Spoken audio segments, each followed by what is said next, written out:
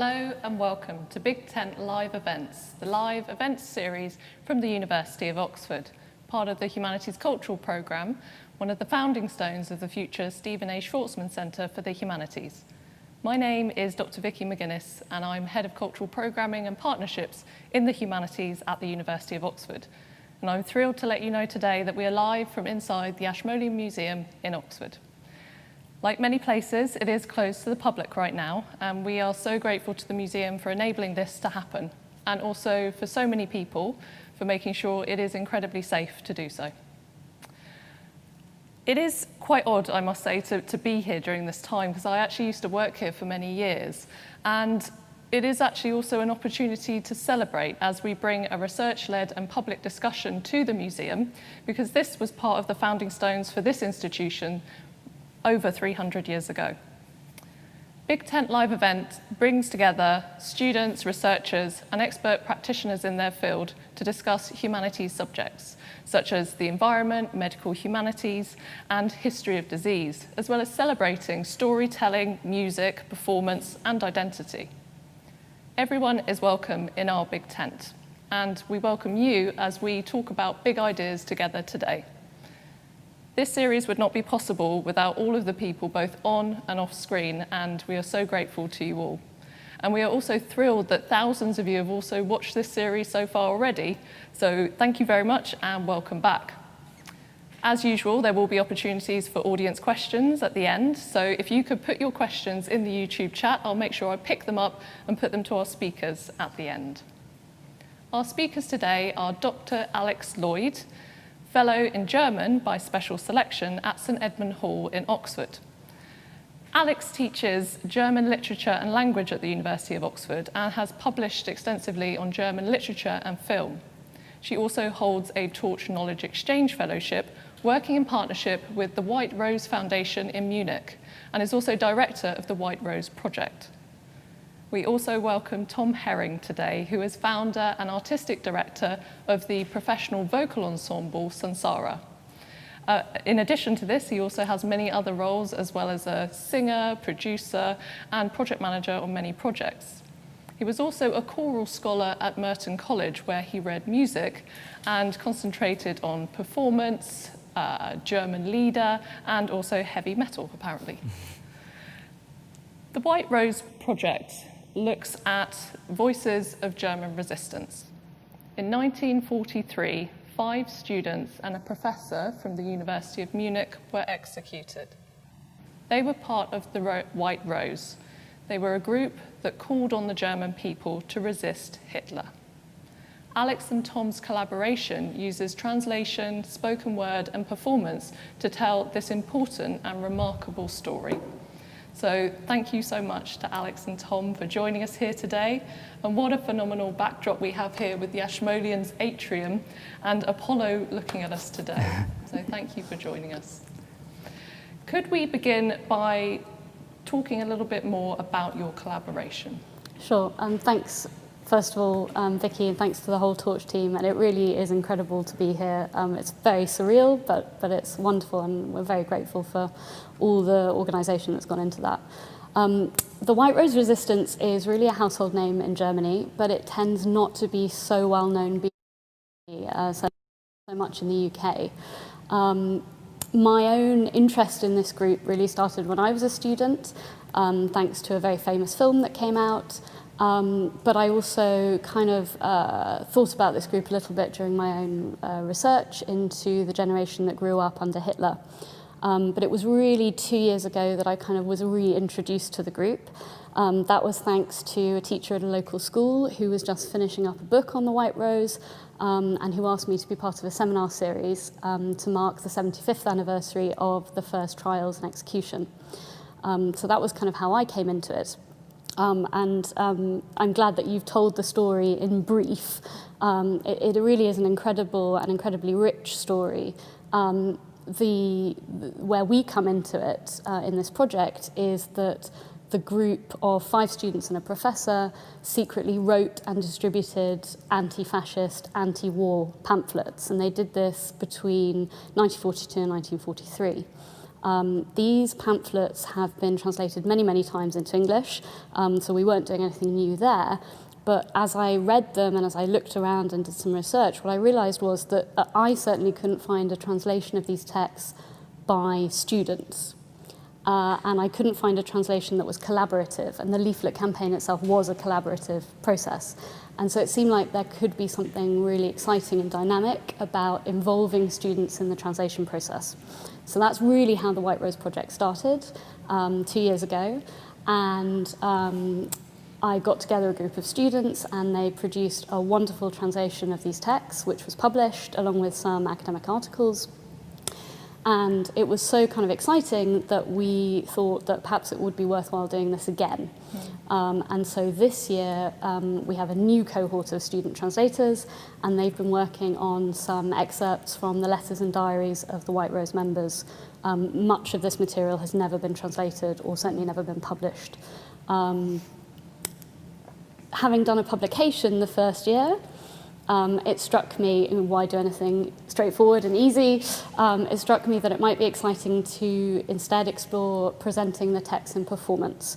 And this was also interesting to me because my own research is starting to look at the role of music in the lives of the group and in their reception.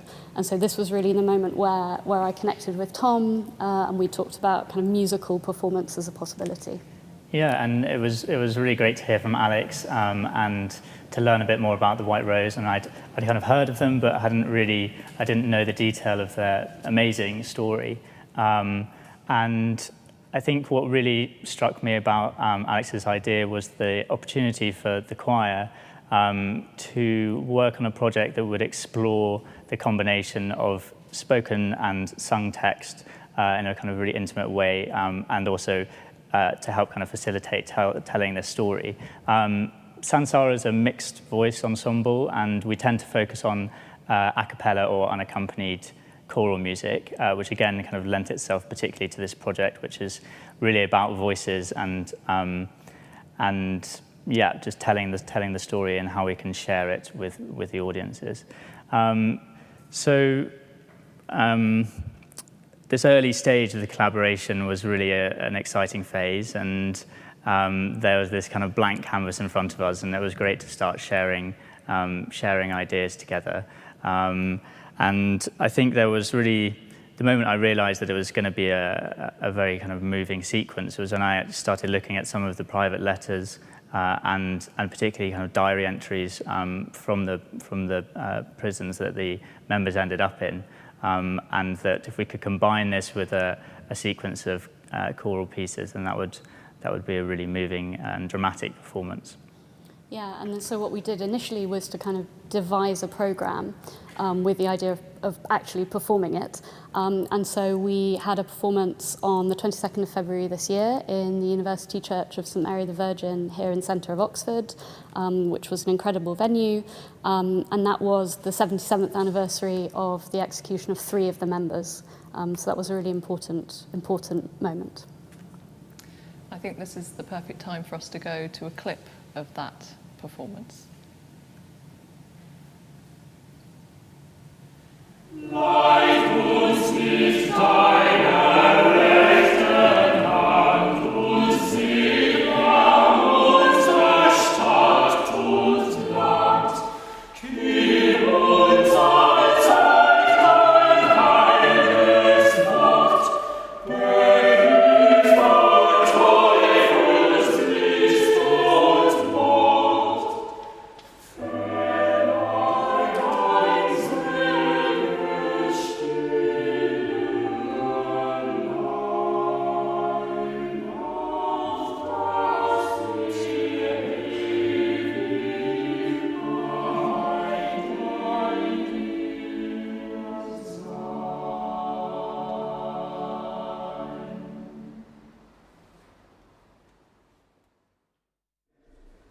I don't know if you received my last letter, for there was no mention of it in Mother's. And the post I receive here is very disorganised. I truly pity the Gestapo for having to decipher all of these completely illegible scribbles, but they do get paid for it, and duty is duty. Isn't that right, gentlemen? Dear Mother and Father, I'm doing well. I'm alive, healthy, and well fed. I have every other day off, and I usually spend it walking. The landscape here, like everywhere in Russia, is very beautiful. Dear Fritz, I'm actually lying in bed and have just woken up from a dream. In the dream, I was at a camp. In my dreams, I'm normally traveling. Next to the camp, there was a big lake. In the evening, I went to see a woman who owned a boat. We sailed out across the lake. By then, it was nighttime. The sky was completely overcast, and in front of a wall of clouds hung the moon, a great, pale disk that illuminated the whole lake. Illuminated isn't quite the right word. The whole lake was a sort of pale gray. That's nothing unusual, but some distance away from the moon there was a little red dot glowing behind the clouds. That's the sun, the woman explained to me. We live in the only place on Earth where you can see the sun and the moon at the same time. I don't know what happened after that. They say that dreams come from noises you hear when you sleep. That could well be true. Anyway, I like dreaming. I live in a strange world in my dreams where I'm never quite happy. But still, please don't think I'm being silly or sentimental. I'd hate that. I'm actually quite the materialist. Good night, Sophie.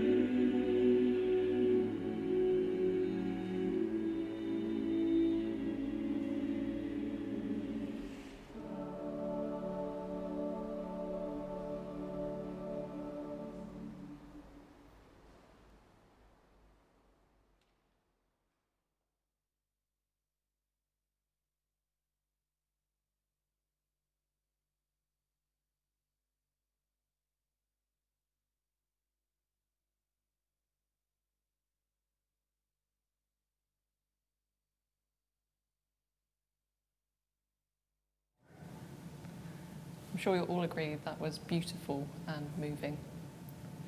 If we could move on now, perhaps you could tell us about the programme. Sure. In terms of working on the text and working on the text with the students, there is an incredible amount of material here, as I said, untranslated material, which is really exciting, but it also involved quite a lot of kind of careful selection and reflection to not only to find texts that would work for our collaboration, but also to find texts that were, realistically translatable. The students worked from October to February, and their finished translations were kind of hot off the press for the concerts. It was a very spontaneous and dynamic project this year. But we have this kind of incredible corpus of material. And so in the text selection, which was partly something that I was doing thinking with the students and partly something I was doing with Tom, we wanted for the performance to really kind of focus on three things. We wanted to get across an idea of journey so that, we don't end up with this kind of idea that these people were born resistors. This was a journey. This was something that developed in them and developed as a result of encounters that they had and people that they met and friendships they made and things that changed around them. And so, we have letters from Sophie Scholl when she's 16 or Christoph Probst when he's 9. So we wanted to get some of that earlier material into the concert, as well as last letters from prison covering their arrests and incarceration. The second thing that we really wanted to emphasize was that this was a collaborative endeavor.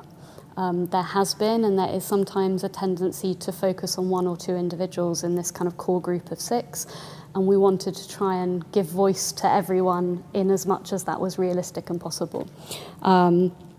And then the third thing that we wanted to do was not to have any kind of commentary or narration as part of the event. There is, again, a tendency sometimes to mythologize or idealize activists like this, and this group in particular. And so one way we thought that we might be able to counter that would be to simply have their voices juxtaposed with the music. Yeah, and I think alongside the very rich set of texts that we had to work with, we thought carefully about the role of the choir and actually what the relationship between the choir and the readers would be, and how the choices of music repertoire would actually kind of influence that role. And as Alex said early on, we were looking at the kind of early stages before they got involved as in their activism, and the choir repertoire at that point, we were looking at pieces that they possibly would have come across. They were quite a musical bunch, and so we included a couple of Bach chorales. One of them was in that first clip. And then I also wanted to include some pieces from Max Reger's 8 Sacred Songs, which he wrote towards the end of his life in 1914. And one of those in particular really echoed one of Sophie Scholl's letters, which I think was also in the clip, where she describes a dream that she had. And this Reger piece, Unser lieben Frauentraum, really spoke to that text and resonated with Sophie's letter. And so it was one of these moments of alignment where suddenly everything kind of came together, and it felt, particularly then in performance, that the choir would then start to kind of really embody Sophie's voice, and that some of the boundaries between the singers and the readers would start to blur and merge a little bit. And that at this point, the choir's inhabiting a sort of memory and dream space in this kind of moment and phase that's the calm kind of before the storm, as it were. Another role of the choir was to bring a kind of fresh perspective, and that they're as a kind of chorus almost in this drama, they could bring things out of the narrative that was otherwise dominated by these individuals and their personal stories. And one of those was a piece by Rudolf Mausberger called Wie liegt die Stadt so wüst? And that is a really powerful setting that he wrote in the aftermath of the Allied bombing of Dresden in 1945. Where he was a choir master of a boys' choir in the Kreuzkirche. And there's a really astonishing photo, which I think is in the link for on the White Rose Project's website, which shows him conducting his choir, but in the rubble of Dresden, and we'd like to suppose performing this piece that we sang. And then the kind of third role that the choir inhabited and brought, I think, to the drama of it was through these pieces by composer Philip Moore, which are 3 settings of prayers by Dietrich Bonhoeffer, whose story really aligns very closely with that of the White Rose members. He was a Lutheran pastor and theologian, and was very strongly involved in the resistance to Nazism, and was himself incarcerated and executed as well. And at this point in the program, it's really the kind of dramatic climax where these 3 prayers that we perform punctuate the final readings of the members from prison, and a lot of the texts really, again, start to overlap. So it's the second moment of real alignment where we could bring the 2 forces together. Yeah, and I think we're going to play another excerpt from the concert of precisely this this moment in the concert. So we had translations of and readings of these kind of last letters. And the one that we're going to hear now is Christoph Probst's last letter to his wife on the day of his execution. Probst, like all of them, is an incredible figure, an incredible person, and that really comes across through the letters. He was at this point 23 years old. He was the father of 3. His youngest child had just been born weeks before, and he was in fact on his way to see them when he was arrested by the Gestapo. Yeah, and there are I think, specific textual moments in this that really echo, so that the Bonhoeffer prayers really start to feel like private letters, which in turn makes the letters feel like prayers. So let's go to that second clip now. My beloved wife, thank God you and our children are well. When you think of me, you need not be worried. Following an unfortunate series of events, I have ended up at the Gestapo in Munich. But I am not doing badly here at all. I feel quite calm and await the things that are to come. Never have I drawn so much strength from my love for you as I do now. It feels as though I am very close to you. I see you before me. I feel your love in me and my love in you. And I'm so happy because I know that this love is indestructible. Even if you cannot understand why I'm being held in this cell, stay calm. Stay calm and don't worry. I am being treated well. I am not finding life in the cells so bad. And the children? I see them in my mind, one after another, so sweet, carefree, and wonderfully innocent. What darling creatures you have borne me, my darling wife. My love for you often rises beyond measure. I am unendingly grateful to you. I want to live for you and the children. With all my love. Crystal.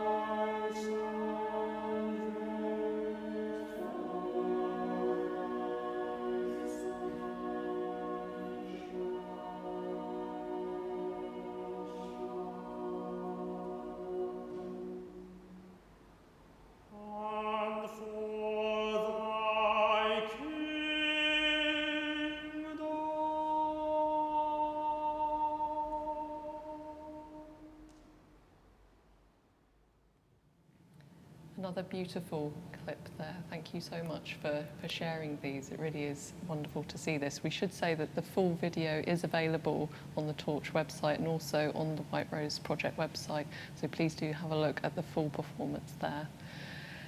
It's now time to go to some audience questions, and we have some really interesting ones come in from the public, so thank you very much for sharing those today. One I'd like to start off with is a slightly blunt one. But why has it taken so long for the White Rose text to be translated into English? And what is, what else can you say on that? Well, there's still a huge amount of work to do. I mean, we've translated a tiny, tiny handful of masses of material. And also it's important to say that the editions that have been published in German are not always full editions. So there is still archival material there. There's been some really meticulous editing and scholarship of these German editions. I think partly, now that the copyright has elapsed, it just makes things a lot easier practically. But it's also, I think, to do with the reception of the White Rose in a sort of English-speaking context, that this hasn't always been a kind of an easy story to integrate into narratives of the Third Reich. That's certainly a part of our kind of cultural capital and our consciousness of that period. But I hope that we've made a start, and I hope that we'll be able to kind of make more headway. Certainly working on this again next year. Brilliant. So my follow-up question was, what next? So it sounds like there's more to come. Yes, more to come. Yeah. Great. Well, there we go. Well, we'll leave them hanging there slightly, tentatively. Another great question that's come in is about the work with Sansara, and so this being a professional vocal ensemble. And you've already elaborated really helpfully there on what you guys got from that, but could you say a little bit more about the collaboration and how that worked for you as a group? Yeah, well, it was, I think firstly just a great opportunity for our singers to do something a bit different, and the majority of the work that we do in performance, we're on our own, and as much as we can kind of try and choreograph and dramatize things, we don't have other people to play off or other characters to work with. So this was as an opportunity for us to explore that more performative aspect. And I think, some of the ways that we did that were, as I said, talking about the roles of the choir and the relationship with the readers, and this kind of large-scale kind of arch where the choir kind of gains its narrative agency throughout the program. I think that the singers were also just really, they didn't quite know what they were getting into, and were really moved and struck by the story, and a lot of them afterwards thought that was, they'd really experienced something special. And since then, it was actually our last concert pre-lockdown, and have thinking back to it very, very fondly as well. Well, let's hope that we will have concerts again very soon. So hearing you speak there, the young people that were part of the White Rose and the people we've spoken about today as part of the group, and the young people that are part of the ensemble as well, there must be some resonance there, I could imagine, where, do people find links that they otherwise, you speak about them feeling very moved and not knowing what they got themselves into, but that, it could be an overwhelming experience, but it sounds like an overall a positive one.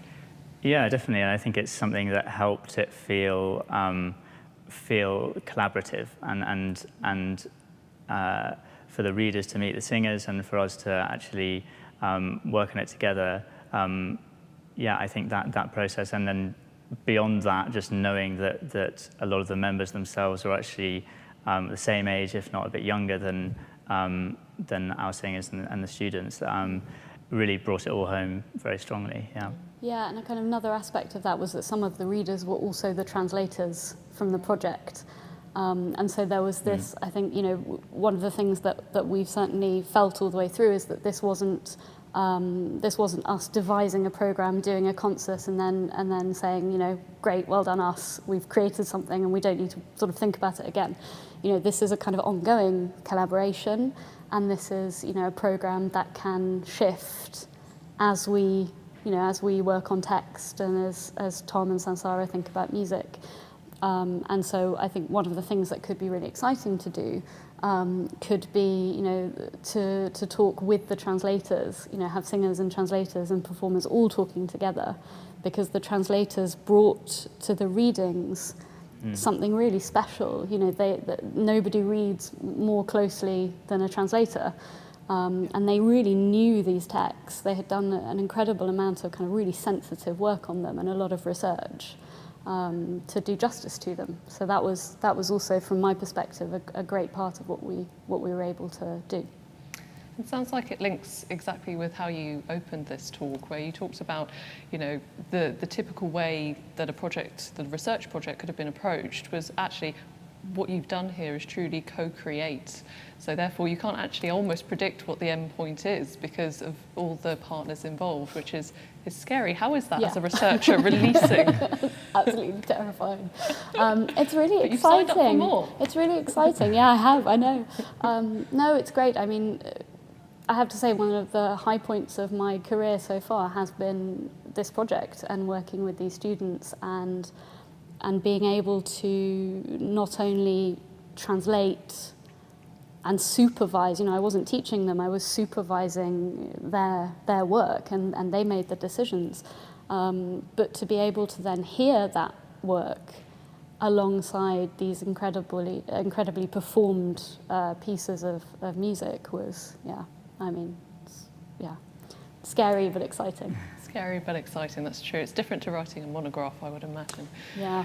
And of course, with the methodologies and the project as you brought it together and having a public performance, of course, then the other element is bringing in, you know, whomever would want to come and see it. So the opportunity to share it, as you talked about, of course, it came out of copyright, but also the reception of this material. How do you think that could be, would it be an ongoing part of your project, do you think? Yeah, absolutely. I mean, it's interesting. So the students who've been working on the translations this year have been sending in feedback. And one of the questions that I asked them was, what do you hope happens to your translations? And overwhelmingly, they say, you know, we hope that people who don't know this story, this chapter of German history, we hope that they can learn about it, but that they can learn about it through these texts, you know, through the voices of these really incredible, but also very accessible, you know, in some senses completely normal young people. You know, they go to parties, they go to wine bars, they go to concerts, they complain about how much homework they have. You know, they are completely normal, or at least in my experience, normal students, but who do incredible things. Excellent. There's also the opportunity there, as you say, about where things are being more well known, perhaps curricular opportunities, you know, in schools and what have you. And actually, before this event started, we bumped into one of the curators here at the Ashmolean outside, Anja Ulbrich, and she said, I'm rushing home to listen to this event. So hello, Anja. Because, of course, as somebody from Germany, she knows this story very well, but in British context, perhaps it's not so well known. No, that's true. I mean, but also, I mean, 3 of the project's student translators so far, I think 3 are German natives. And so that's been great also as part of our work. Yeah, and I think the only other thing to say really about the audience experience, at least for the event that we put on, was that they were, for the most part, kind of really dropped in the deep end. If they didn't know anything about the White Rose, then they went straight into just hearing directly from their readings and quite private and intimate letters and diary entries. And that I think what we wanted to try and get across, particularly for those people, was rather than telling the story in a kind of narrative way or giving them actually too much context even, was that they would get an insight into the story and then go away and learn more, because that, you know, there's only so much we can pack into an event, and actually going for the kind of dramatic and more human sides to it, rather than all of the surrounding history, was a way to give it some kind of impact and immediacy. It sounds like the strength really there was the giving them a platform for their voices, even though they're not here anymore, rather than speaking for them. So it sounds that that's quite a different approach, you know, from other projects. I wondered if we could move on. So somebody's asked, what are the common themes running through the letters and the diaries of the White Rose members? Is there anything surprising? You mentioned about people complaining about homework and that sort of thing. I mean, and going out to concerts and bars. I mean, we hope we all will be able to do that again soon. But was there anything else you'd be able to share with us? There is, I mean, especially in the last letters, there is a kind of a very acute sense of faith. They had varying degrees of kind of intensity when it came to their kind of personal faith and religion, but something that does come out again and again in those later letters is a kind of profound sense of the presence of God in their lives and in their actions. So that's something that's kind of, I think that surprised a lot of the student translators, actually. It's very candid, but also, I mean, you know, they're also writing to family members. So there is also a kind of sense of comforting, and, you know, they're not just writing for themselves, they're writing for someone else too, who's going to be left behind. And of course, you mentioned, Tom, when we were talking at the beginning, about how the diaries and the letters seem to be like prayers, and, you know, is that something that you felt when you were working with the material as well? Yeah, I think so. And I mean, it's maybe too much of a kind of reduction to say that it's blurring these lines between the kind of sacred and secular, because they won't have been necessarily thinking of it in that way. But I think the example that we had with the Bonhoeffer prayer and Willy's letter really shows that in those kind of final moments, the two overlap, and people's private kind of spirituality is also linking to what's kind of nearest and dearest, and when they're writing to their families and praying that these things all merge and overlap, and it's a kind of fluid part of their experience at that time. Yeah. Thank you. So we've got a question here. They say, wonderful research and beautifully evoked by the concert. What challenges did you face in translating these texts and setting this emotive music to this emotive material to music? Now, you've talked about the very positive things. What are the challenges? Well, I think one thing there is that the pieces that we performed, none of them actually set the texts from the, so they were all existing works that we kind of interspersed and juxtaposed with the readings themselves. I don't know if you want to talk about the challenges of translation. Yeah, I mean, again, this is the student speaking, but also my observation of them working, which is a really rewarding thing. It's funny, sometimes the biggest translation challenges are things that are completely, you know, seemingly mundane. A particular challenge with the letters this year was, you know, how to start and how to end them, because there are things that sometimes in German sound perfectly natural, and you put it into a kind of English equivalent and it just sounds ridiculous. There was also the way the translation seminars often work is that we spend 20 minutes discussing one word, only to come back to the original choice that we had at the beginning of the discussion, and that's an important part of it. But we spent a very long time talking about the word Ostbahnhof, which is Munich East Station, which is where Willy and Hans and Alexander left from to go to they did a tour of duty on the Eastern Front in the summer of 1942. And so the students were translating Willy's diary, which is a series of very short entries, and it's sort of Ostbahnhof, and then what time they left and where they went and who they were with, you know, and just 20 minutes or so on how do we say Munich, you know, Munich East, Munich Station. It matters that it's the East Station because they're going to the East, and, you know, that doesn't seem like a very exciting example, but that's sort of where some of this work actually has to be done.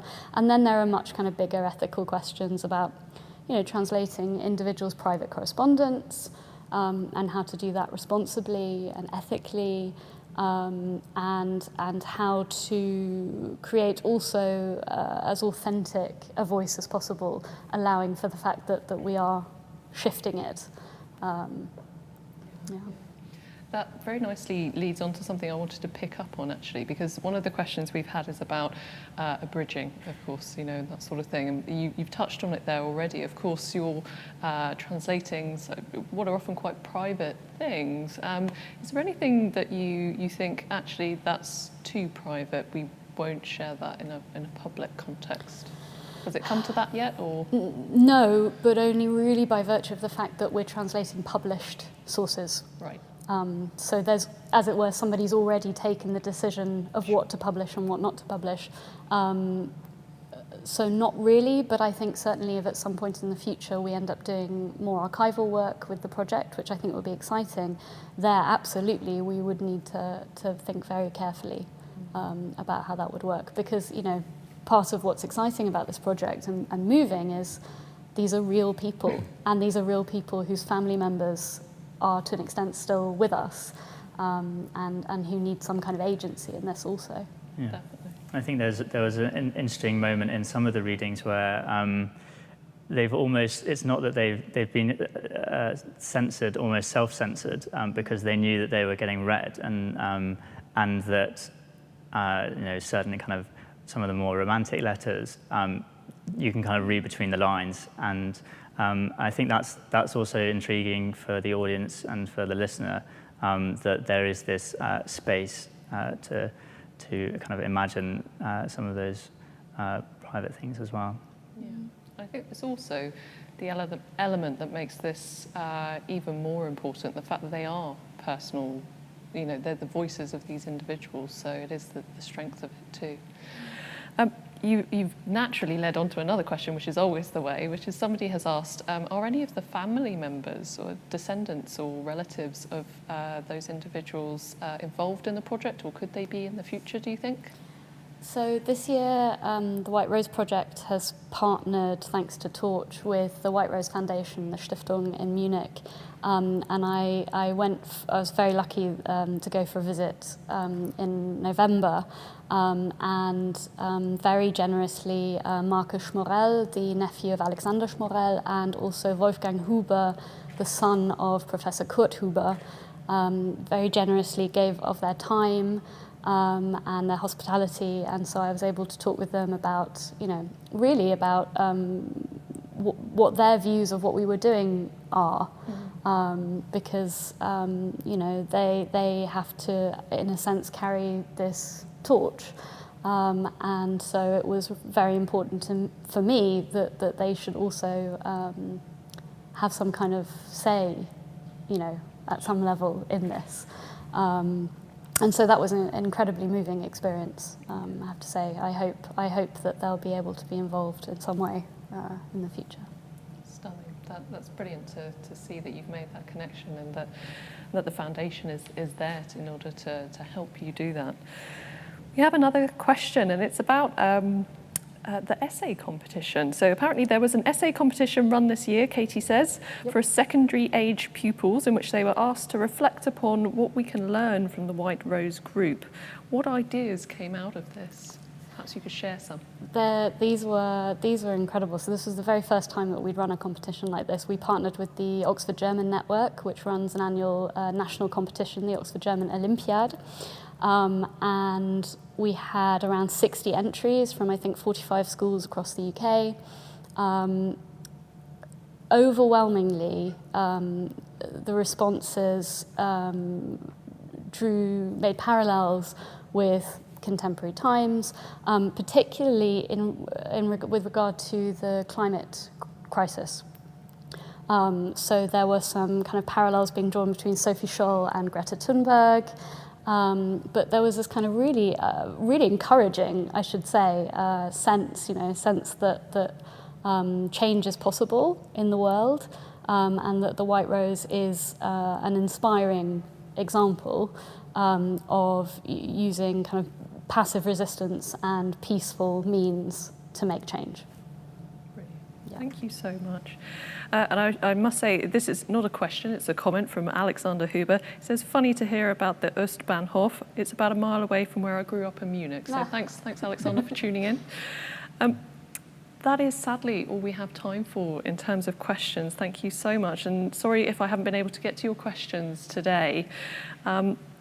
What I would like to do, however, is just, have your final thoughts, because as we've touched on already, what is really coming out from what you're both saying is that young people and students really are at the heart of this project. Yeah, I mean, certainly from a text and translation perspective and a historical perspective, students were at the heart of the White Rose, and the more I work on this material as a researcher, but also as a teacher, the more convinced I am that we should have students at the heart of translating this material, and students at the heart of telling the story, actually.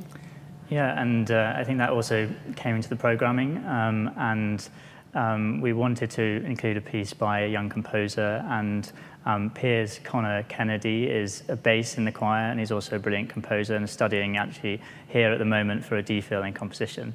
And the final clip that we've got is his setting of Blessed Are the Peacemakers, which splits the choir into two parts, and it was really felt like a kind of epilogue to the programme after the kind of high drama of the Philip Moore and the final readings, and a moment also where we could do a little bit of choreography and join forces with the readers towards the end of the programme. Wonderful. Well, before we go to that clip, what remains for me is to thank in a huge way our speakers here today, not only because it's brilliant to be out of the house, it's brilliant to be in the Ashmolean. Thank you to the film and sound crew and our colleagues in the Ashmolean for making this happen. Thank you, Alex and Tom. Thank you very much. Thank you. So next week we'll have another live show, Thursday 5 o'clock again. It is Imagine Journeys, an in conversation between Professor Marion Turner of the English faculty here at the University of Oxford and author Matthew Neal. Matthew has his book out at the moment called Pilgrims, and Marion's book is Chaucer, A European Life. So tune in again next week where we'll start at 5 p.m. Sorry again for the delay today. It's our first in-person one, but I hope you'll agree it was definitely worth the wait. The White Rose Project is an amazing project about an amazing subject. So thank you all so much for joining us, and I hope you enjoy the final clip.